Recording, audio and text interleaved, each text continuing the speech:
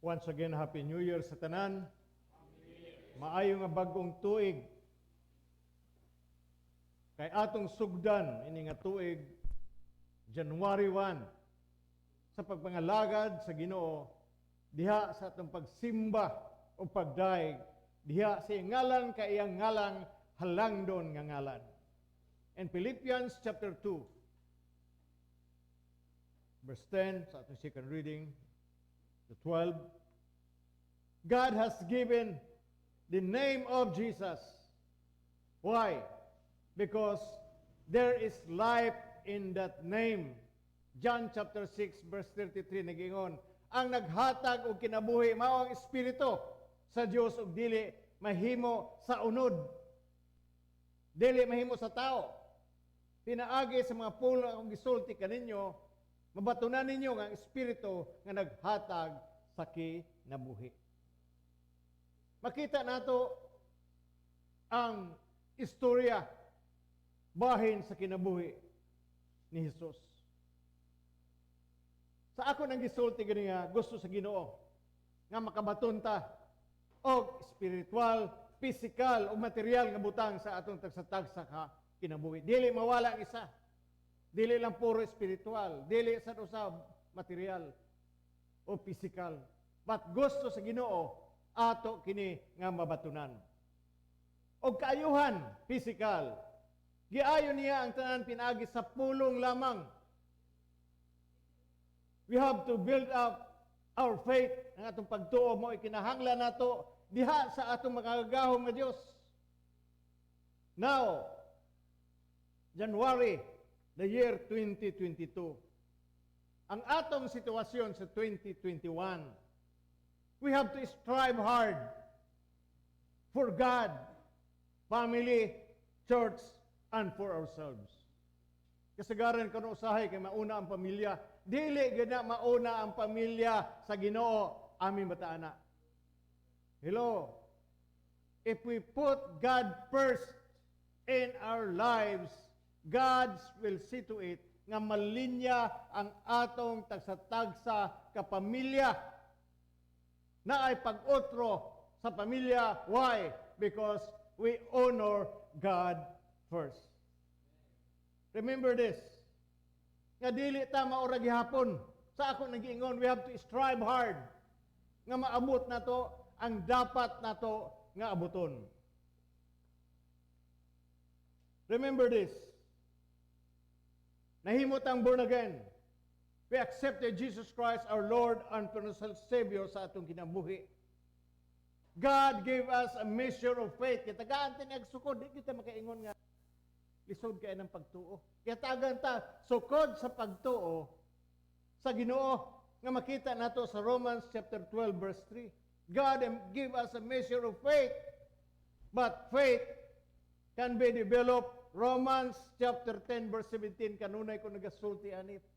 Faith cometh by hearing, and hearing by the word of God. Kung gusto nato ma-achieve ang gihatag sa Ginoo sa to physical, material o spiritual, faith must be developed. Amin bataana. Now, maunita sa kaayuhan.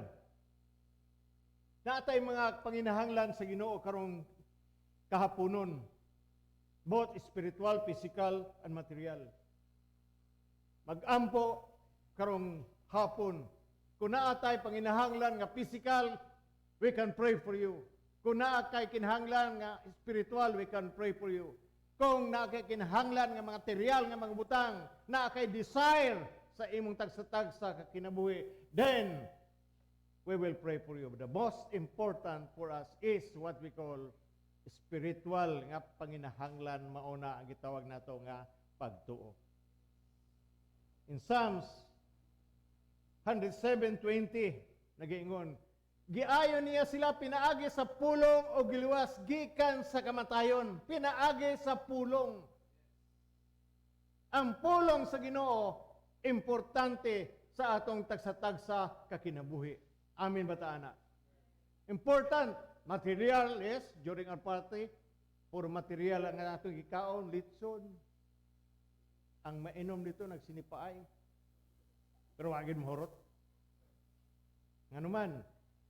gibutang man nato sa aton tiyan dili sa ulo, aming bataana. Og nalipay tang tanan didto. Physically nalipay ta tungod sa grasya sa Ginoo. No? Naa sa atong tiyan, wala sa atong ulo. Now in Psalms 103 verse 1 and 2, dayga ang Ginoo, o akong kalag, ang tiwok kong pagkatao nagdaig sa balaan niyang ngalan. Dayga ang Ginoo, kalag ko, og ayaw kalimti ang iyang pagamaluluyon. Verse 3, gipasaylo niya ang tanan kong mga sala, o giayo niya ang tanan kong mga balatian. Gipasaylo niya ang tanan natong mga sala. Agud kita, kung musimba ta, sige gihapon tagbitbit sa atong sala. Wa tay pulos nga mga Kristohanon. But God want repentance. Gusto sa Ginoo nga naay repentance. Paghinursol o pagbasol nato. Amin ba ta, ana? Mo nang pinaka-importante, how can God will bring healing in our lives kung wala tayo repentance, wala tayo paghinursol, o wala tayo pagbasol? So kinahanglan nato ni. Romans chapter 3 verse 23, for all have sinned, come short of the glory of God. So kinahanglan moduol kita sa Ginoo kung unsay atong giingon nga panginahanglan. Kay gipasaylo na ta ang atong mga sala sa Ginoo. Now, in Isaiah chapter 53 verse 5, apan giantos niya ang mga kasakitan nga kitay untay angay nagpagantos o gipasa ang atong mga alantuson. Nagtuoy kita nga ang iyang pag-antos silot kaniya sa Dios. Gani gisamaran siya tungod sa atong mga sala, nangapango siya tungod sa atong pagkadautan. Giantos niya ang kastigo nga maoy makaluwas kanato o pinaagi sa iyang mga labod nangaayo kita. We want healing this evening or this afternoon. Then we come to God and believe on what we call in His Word. Importante ni. Matthew chapter 8 verse 17. Gihimo niya kini aron matuman ang giingon ni propeta Isaias. Siya gyud maoy nag-ayo sa atong mga balitian o mga sakit. Why sometimes you cannot believe this? Because the word sometimes is not rooted in our hearts. Dali rata, mataranta. How can we obtain healing from God, both spiritual and physical? In James chapter 5 verse 14 and 15, kung adunay na magsiton kaninyo, nagmasakiton, naatay sakit, dili lang sa lawas, kundi naatay sakit sa emosyon, masakiton ta, agod ni ata dire, amin ba ta, ana? Ingna inyong tapad, masakiton ka, kinahanglan nimo kaayuhan. Masakiton. Ang simbahan mo ranig hospital. Ibang wag ko'y sala, bitaw. Kaya mamatay ka, maglangoy-langoy ka dito sa impierno. Kunya, babay-babay na lang midayin nimo. Kung adunay nagbasakiton kaninyo, ipatawag ang mga pangulo sa simbahan aron pag-ampo alang kaniya og sa ngalan sa Ginoo magdihog kaniya og lana og ang maong pag-ampo nga inubadan sa pagtuo makaayo sa masakiton ang Ginoo mopahiuli kaniya sa maayong panglawas og mopasaylo sa iyang mga sala. What kind of sickness we have? Depression? Oppression? Usay maulaw ta tungod sa atong gihimo di maayo. But we have to fight for it. Kinahanglan nga ato ginang suklan, nga ato ginang ma-overcome. One time dito ka sa Manila, nag-drive ko. Naggukod mi atong usa ka Honda pod. Lancer akong gigamit. Pero katong Lancer nako, alang-along nimo to gukod, di gyud nimo maapsan. Kay upat man ka kurbarudo dato, upat ka buok. So maglaway gyud ang mo gukod adto. Wa gyud siya kapas. Wa man ko kahibaw nga nabaday ana dito di bangga ko. Buto ang ligid pero wa mao sang sakinan. So during the time I struggle ko pag drive, murag di ko ka-drive-on. So kung gihimo, giadtuon ako tong ruta kung asa ko na disgrasya, niadto ko. para ma-overcome lang ako. Kaya na mo ko kahadlok during the time. So, na-overcome na ako. Hantod nga, drive ko o balik. That's the way we should do.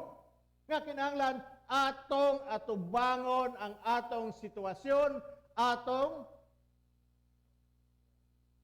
i-overcome kana nga mga klase sa problema. Kung adunay na maksiton kaninyo ipatawag ang mga pangulo sa simbahan aron pag-ampo alang kaniya og ang ngalan sa Ginoo magdihog kaniya og lana.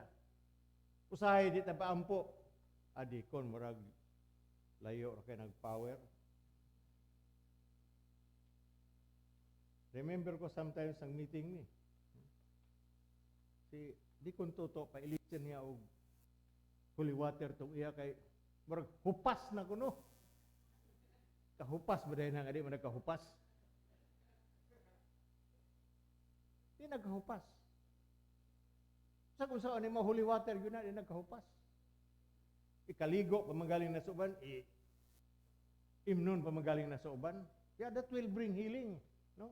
Why? Because of what we call obedience. It is also our obedience that will bring healing in our lives, physical, spiritual, and material nga mga butang. Amin bataana.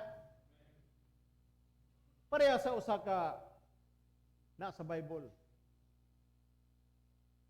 Nga gibutang aglapok ang mata ni Hesus. Unya gisugot pagid siya dito pag adto dito daw panghilamos. Kung wala siya musugot, mahimo kang maayo siya. No. But because of his obedience, naayos siya. Dili kay moingon dahil ta ko, kung manalangin ko Ginoo, manalangin ko Ginoo nako karon. But God commanded us nga mao ni ang imong himuon adto sa nangulo sa iglesia. The elders of the church, let them lay hands and anoint you with oil.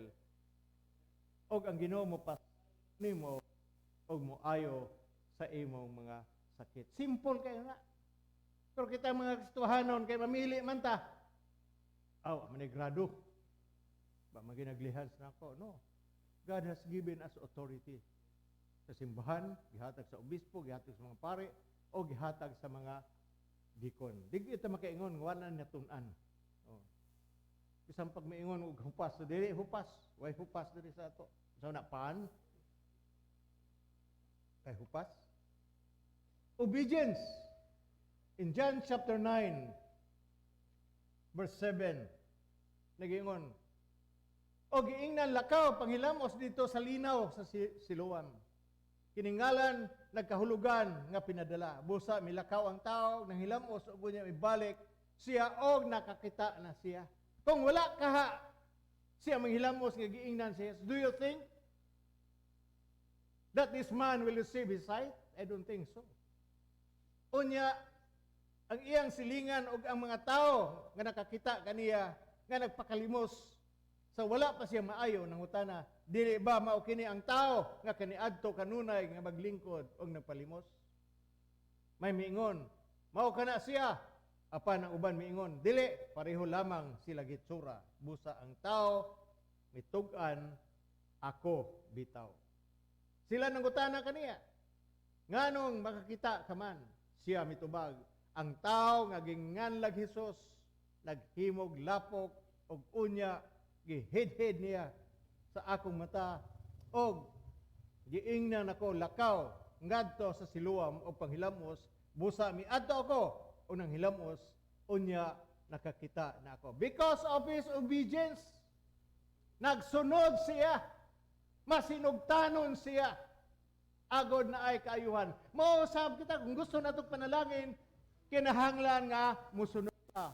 If you want material things to come in our lives, sayon ra kayo na ang gisugo sa Ginoo sa tao. If God wants you to prosper, that we will give our tithes and offering. Amin bataana. 10% ra gipangayo sa Ginoo. Nya dili pag yun ta. Kaya mangita pag yun ta giring-giring diri ayan ato ihatag. Kuya mga estudyante okay ra na. But we should practice this. Dili ni para sa Ginoo. Para niya sa atong tagsatag sa ka kinabuhi. kung naatay mga produkto, kung naatay mga desire sa atong tagsatag sa kakinabuhi, then, paghatag. Amin ba ta, anak? I'm faithful giving my tithes and offering. Kasi matingala na lang ko. Asa nagikan ang kwarta.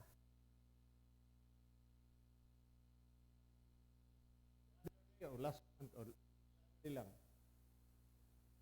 God bless me. Naghaman ko himuon. Napay mong litson. Karong pizza ugma, maglitson na sad mi. Ama ko muhog kwarta, Lord. Then, ako expectant pang ko kasing-kasing. Expect ko nga God do something. Amin ba ta, anak? Regardless sa ako nakita. Kung saan ninyo pagkakuha ng mga TV diha o mga sound system nga, tanaw matamatahon na to ang atong mga membro simbahan. Di magyuta maka-afford. Pero ang tagagawas ng mga dato, salamat sa Diyos. Amin ba ta, anak? Ini yung confession brings possession. Pag-ambot na karong hapunon kung natay panginahanglan nga espiritual, natay mga sakit, dili katulog, natay mga insomnia, whatever, natay oppression o depression, usahay mo adto ta sa lain nga mananambal, di ka mahuman dito, di ka mahuman, anak. It is only through Jesus why every knee shall bow, ang tanan ngalan nga mga sakit muluhod na sa ngalan ni Hesus if we are obedient. Amin ba ta, anak? Dili ta mahadlok.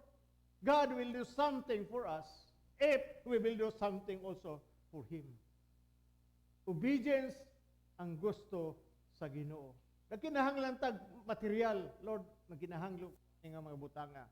Come to Jesus this afternoon. Isulti sa Ginoo.